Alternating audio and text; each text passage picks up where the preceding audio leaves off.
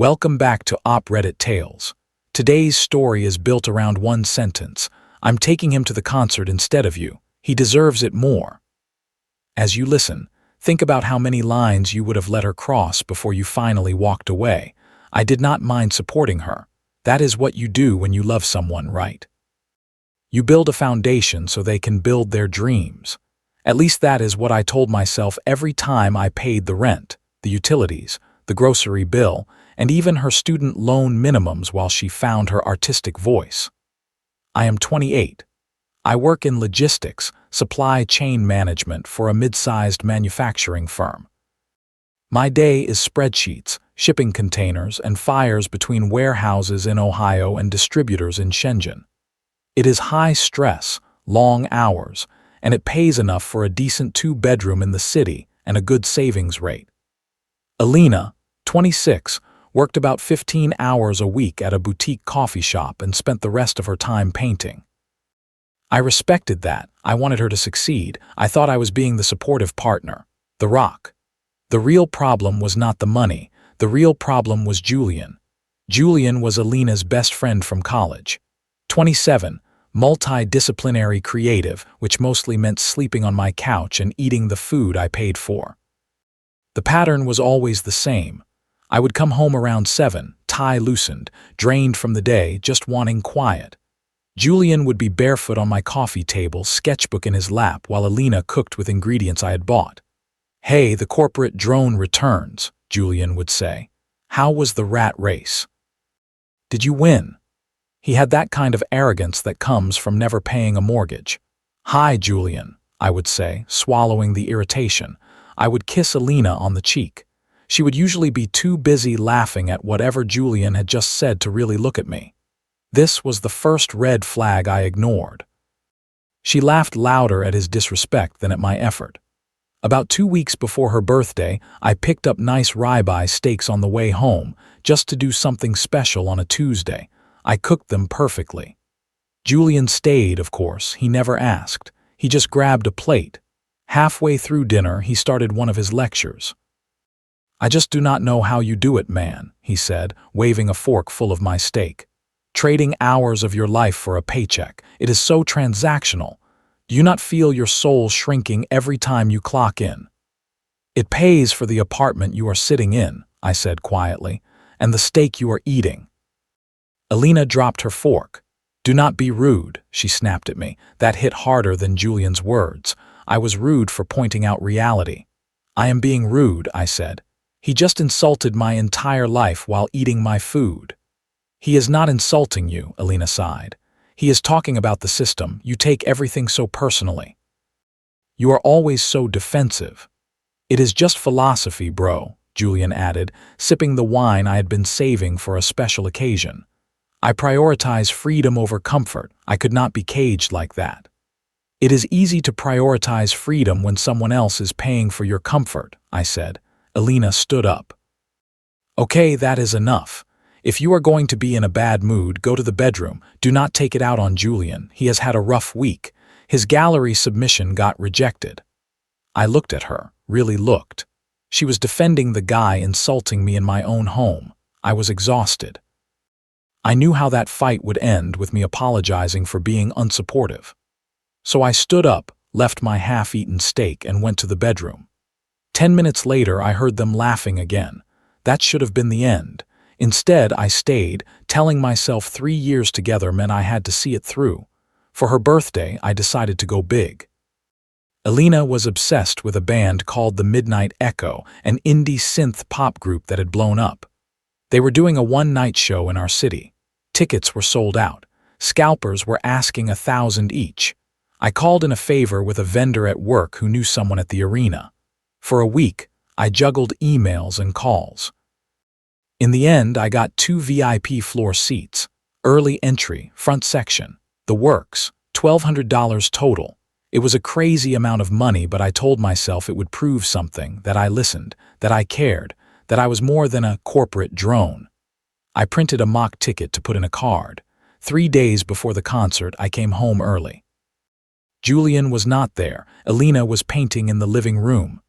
Happy early birthday, I said, sliding the envelope across the table. She opened it. Her eyes went wide. No way, she whispered. The Echo, floor seats, these are sold out. I pulled some strings, I said. I wanted us to have a special night. She jumped up and hugged me. Real hug, not distracted. For the first time in months, I felt wanted. For about an hour, it was perfect.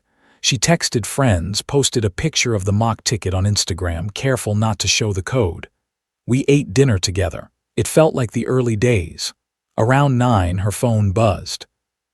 She read a text. Her smile faded. She typed, then stared at her hands. What is up? I asked, loading the dishwasher. It is Julian, she said. My stomach tightened. What does he want? He saw my post, she said. He is really upset. He loves this band too, you know that. We used to listen to their first EP in his dorm room. It is kind of our thing, and he has been in a dark place since the gallery rejection. He has been talking like nothing matters. I am worried about him. Elena, I said, trying to stay calm, I bought these tickets for your birthday, for us. I know, she said quickly. She came into the kitchen and leaned on the counter, arms crossed. But think about it. You like them, but you do not feel the lyrics the way we do. You are just going to stand there and nod your head. For Julian, this could be life-saving. Literally. The air felt thin. What are you saying? I asked. She took a deep breath, like she was doing something noble. I think I should take Julian, she said. He deserves it more right now. There it was, plain and simple. I waited for her to laugh, to say she was joking. She did not. Her chin lifted instead. Let me get this straight, I said. I spent $1,200. I called in favors. I planned a night for us. And you want to take Julian? It is not a date, she groaned. You are so insecure. It is about the music. Julian and I have a spiritual connection to this band. You just like them because they are catchy. Julian needs this when he is low. And what about me? I asked. Do I matter in this at all, or am I just the wallet? You bought them for my birthday, she said. So technically they are mine. Shouldn't I get to choose who I share my birthday experience with? If you really loved me, you would want me to have the best night with someone who truly gets it. This is where a lot of people start bargaining with themselves. I did not. Something inside me quietly switched off. In my head, it was like a breaker tripped. The love, the patience, the hope she would grow out of it all shut down at once. Okay, I said. She blinked, surprised. Okay, she repeated. If that is what you want, I said, turning back to the dishes, take Julian. If he needs it that badly, take him. She sighed in relief, rushed over and hugged me from behind. Thank you, you are the best. Most guys would be such jerks about this. Yeah, I said, staring at the sink. I am not most guys. The next 3 days were pure logistics. While she was at her coffee shop shift the next morning, I took a sick day. I went to a high-end apartment building 3 miles away, closer to my office and far from her arts district. I signed a lease for a 1-bedroom that started right away. It cost more than our place. I did not care. Then I called our landlord. I need to terminate our lease, I said. You need to give 30 days, he grumbled. I know. I will pay the full next month's rent, but the keys will be in your drop box Sunday. The unit will be empty. He was happy to take extra rent for an empty unit. That was the trap. I paid through the end of the month, but I officially surrendered possession. When she came back, she would not just be dumped. She would be standing in a vacant unit that was no longer mine. Thursday and Friday night, I started cleaning. I am going to do a big donation run, I told Elena as I packed my clothes, books, and electronics into boxes. Make space for the new year. She barely looked up from her phone. She was busy texting Julian about outfits. That is great, she said. Just move the boxes. They are blocking the vibe. I will move them out tomorrow night while you are at the show, I said. You can come home to a clean place. You are sweet, she said. I moved the small, important things first. My gaming PC, my grandfather's watch, our passports, documents. I loaded them into my car and took them to the new place on lunch breaks. By Saturday afternoon, I had stripped my life down to the furniture. Julian showed up at 6, skinny jeans, fedora, vintage vest. He walked into my apartment like it was his. Ready to rock, he shouted, then saw me on the couch and smirked. Hey man, thanks for the tick. You are a real one. Not everyone can handle a live show like this. Enjoy it, Julian, I said. Make sure it is worth it. Alina came out of the bedroom. She looked amazing. Dress I had bought for our anniversary. Hair done in a way she had not bothered with for me in months. Do I look okay? She asked. She was looking at Julian, not me. Perfect, he said, offering his arm. We have VIP lounge access. I want to hit the buffet before the opener. She grabbed her purse, then paused by the door. You are sure you are okay with this? She asked. I can bring you back a t-shirt or something. I am sure, I said. Have a great night. Goodbye, Alina. Bye, she said, blowing a quick kiss. The door closed. I waited until I heard the building door slam. Then I called the moving crew waiting around the block. You can come up, I said. Everything, the foreman asked. Everything that is not hers, I said. It was fast. The couch mine. The big TV mine. The dining table mine. The bed, mattress, espresso machine mine. I left her easel, paints, clothes, old beanbag chair, stack of magazines. Within 2 hours, the apartment echoed. I took the towels, the shower curtain, the dishes, the food, even the router. The place was not just empty, it was dead. I found an old bill and wrote the only note I felt she deserved. Alina, he can have the tickets, and you, the lease is terminated. The landlord comes Monday morning. You have 24 hours to get your things out. I left the note and my key on the bare kitchen counter. I locked the door, dropped my keys in the landlord's box, drove to my new apartment, ordered pizza and blocked her number. Then I blocked Julian. Then I blocked her family. That night I slept like a rock. 2 days later, I met my old neighbor Mike for coffee. He looked like he had watched a horror movie.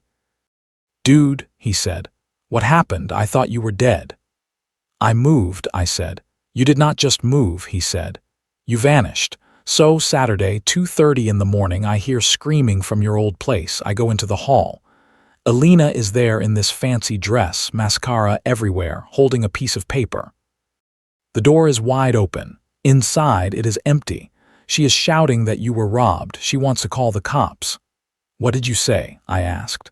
I told her robbers do not take the shower curtain and leave the paint brushes, he said. Then she showed me the note. He stared at me with a mix of shock and respect. That was cold, he said. She gave my birthday present to her boyfriend, I said. I just gave her the rest of the package. It gets better, Mike said. She tried to stay there, but you cut the power right. I transferred the service, I said. So Sunday morning the landlord comes, Mike continued. He tells her she is trespassing and has to get out or he is calling the sheriff. She is crying, trying to call you, but your number is dead. She calls Julian. I help her carry boxes down to his Civic. They had to strap the easel to the roof. She is sobbing. Julian looks mad. He keeps asking where the TV is. I laughed once short. He thought he was getting the furniture, I said. Instead, he just got the girl and her baggage. Here is the uncomfortable truth. Sometimes when you cut someone off, your first feeling is not joy, it is confusion. Then, slowly, you notice how much lighter your life is. For the first month, I kept waiting to feel sad, to miss her smell. To miss her on Sunday mornings. That never really came. Instead, I opened my banking app and thought it had glitched. The balance was too high. Then I realized I had not paid for her groceries, her art supplies, her long showers, her takeout, or Julian's craft beer. I was saving almost $2,000 a month by being single. I used it. I bought clothes that fit. I joined a nicer gym. I stayed later at work, not because I had to, but because I did not dread going home anymore. My boss noticed. You seem lighter, she said during my review. More focused. She gave me a 10% raise. Meanwhile, through friends, I heard Alina's life had gone the other direction. Sarah, a mutual friend who had called me names for leaving Alina, asked to meet for drinks. It is a disaster over there, she said. Julian lives in a loft with 3 guys, no AC, 1 bathroom. Alina moved in because she could not get her own place. She is sleeping on a mattress on the floor. She is working double shifts to feed him. He refuses to get a job because his creative process is fragile. He borrowed her credit card to buy vinyl and maxed it out. She cried for hours. Why does she not leave? I asked. She is too proud and too ashamed. Sarah said. She misses you. She talks about you all the time, if you just unblock her. If you are here to broker peace, I am leaving, I said. She chose him. She told me he deserved the tickets more. Well, now he has them, and her. That is not my problem. I walked out. It did not feel like revenge. It felt like clarity. About 3 months after the concert, she found me. I was in the lobby of my office building, waiting for coffee, scrolling emails. I heard my name. I turned. Alina stood there, but she looked like a faded copy of herself. Hair pulled back in a messy bun, old jeans, baggy sweater, dark circles under her eyes. You look really good, she said quietly. I am good, I said. I have a meeting in 10 minutes. Just 5 minutes, please, she said. I know I am blocked, I know you are mad, but we cannot end 3 years like this. We need to talk. We talked in the kitchen, I said. You told me Julian deserved it more. I was confused, she blurted. Julian manipulated me. He got in my head. I did not realize until it was too late. He is a monster. He cheated on me with a 19-year-old barista. He kicked me out when I asked him to help with bills. I am on Sarah's couch. I am sorry. I made a huge mistake, but I love you. I always loved you. Julian was just a fantasy. You are real. Can we get coffee? Start over. I looked at her. I thought about all those nights, about the tickets, about the years I carried her weight. No, I said. She stared at me like I had slapped her. Just like that, she asked. You are going to throw away 3 years over one mistake. It was not a mistake, I said. It was a choice. You did not choose him because you were confused. You chose him because you did not respect me. You thought I would always be here. A safe backup plan while you chased the fun guy. That is not true, she said. It is, I said. You told me I did not get the music. You told me he deserved the experience more. You were clear, she started to cry. I have nothing, she said. No apartment, no money. I miss my life. I miss you. You miss the apartment and the safety, I said. You miss the guy who fixed everything. I am not that guy anymore. He died the night you walked out with Julian. I checked my watch. I have to go to work, I said. Good luck, Alina. I hope you find what you are looking for, but it is not me. She reached for my arm. I stepped back and walked to the elevators. He left me, she called after me. He left me for nothing. I did not turn around. I swiped my badge. The little beep sounded like a quiet victory. Time passed. I got promoted to senior logistics manager, corner office, travel budget. I went to Tokyo and Berlin. I dated casually. I watched for red flags and did not explain them away. I did not hear anything about Alina or Julian until I got a LinkedIn alert. Alina viewed your profile. Curiosity won. I clicked. Her page said open to work, freelance artist. That was it. Then I bumped into Mike at the grocery store. You will never guess who got arrested, he said, grinning. Julian, I said. Julian, he nodded. He moved another girl in after Alina, same pattern. Using her car, borrowing money. Her brother is a cop. Julian tried to pawn her laptop. The brother caught him. Now he is facing theft and possession charges. The cops found other stolen stuff, including some of Alina's canvases. She had to go down to identify them. He showed me a blurry photo from outside the courthouse. Alina on the sidewalk, smoking, looking at the ground. Alone. I did not feel happy. I did not feel sad. I just felt done. The man she sacrificed everything for was just a thief looking for a new host. I deleted the picture. I did not need it. Yesterday was my birthday. I have been seeing a woman named Claire for 5 months. She is an architect. She has her own money, her own friends, her own life. She does not need me to fix her. She just wants me beside her. At dinner, she handed me a small envelope.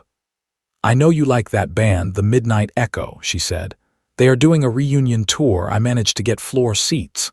For a second, I froze. The irony hit hard. Is something wrong? She asked. If you do not want to go, we do not have to. I just saw them on your playlist. I looked at her. She was not testing me. She was not holding the tickets over my head. She just wanted to give me something I would enjoy. No, I said, smiling. It is perfect. I would love to go. Good, she said. Fair warning. I do not know all the lyrics, so you might have to sing for both of us. I can handle that, I said. We went to the concert last night. It was loud and bright and alive. Halfway through a slow song, I looked around at the crowd. Thousands of people singing, lights everywhere. For a moment, I wondered if Alina was somewhere in the nosebleeds, thinking about the front row she threw away. Then Claire squeezed my hand. "This song is great," she shouted. "Yeah," I said, "it really is." I did not look for Alina again. I did not care if she was there or not. I realized the karma was not that she ended up broke or with a criminal. The real karma was simple. I was happy. Calmly, quietly, truly happy. I gave away the tickets. I gave away the girl. In return, I got my life back. Best trade I ever made. Lesson 1. If someone tells you another person deserves your time, effort, or gift more than you do, believe them. They are already choosing that person over you. Lesson 2. A partner who defends people who disrespect you in your own home is not protecting the relationship. They are showing you where their loyalty really sits. Lesson 3.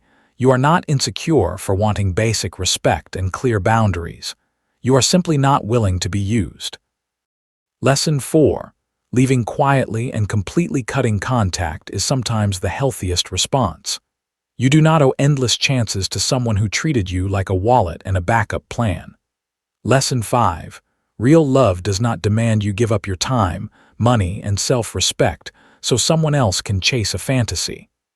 Real love is mutual effort and mutual respect. What about you? At what moment would you have left? When Julian mocked his job, when she defended him, or when she said Julian deserved the tickets more? And have you ever realized, too late or just in time, that you were the one funding someone else's dreams while they gave you the scraps? How did you get out?